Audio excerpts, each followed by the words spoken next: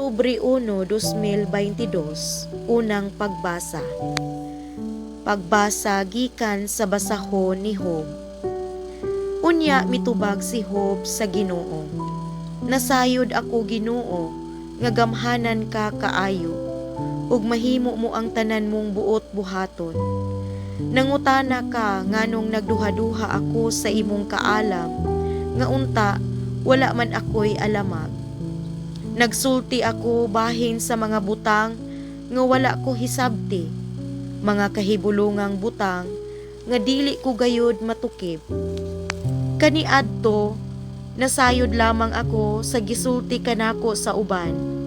Apan karon nakita ko na gayud ikaw sa kaugalingon kong mata. Busa naulaw ako sa tanan kong gisulti, ug naghinulsol ako pinaagi sa pagbulibod ug abo. Gipanalanginan sa Ginoo ang katapusang mga adlaw ni Job, labaw pa sa iyang nadawat kaniadto.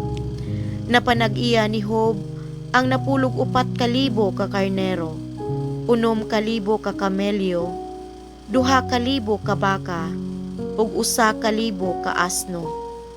Nakaliwat siyag 7 ka anak nga lalaki, ug 3 ka anak nga babay. Ginganlan niyag Hemena ang kamagulangan, ang ikaduha Kesiya, ug ang kamanghuran Keren Hapo. Walay babay nga sama katahom sa mga anak ni Job sa tibuok kalibutan. Gibahinan sila ni Job sa iyang katigayunan uban sa ilang mga igsuong lalaki. Humani ini, si Job nabuhi pag-usa ka gatos ug kap-atan ka tuig, ug nakakita pa siya sa iyang mga apo ug mga sungkod. Unya, namatay siya nga tigulang na kaayo.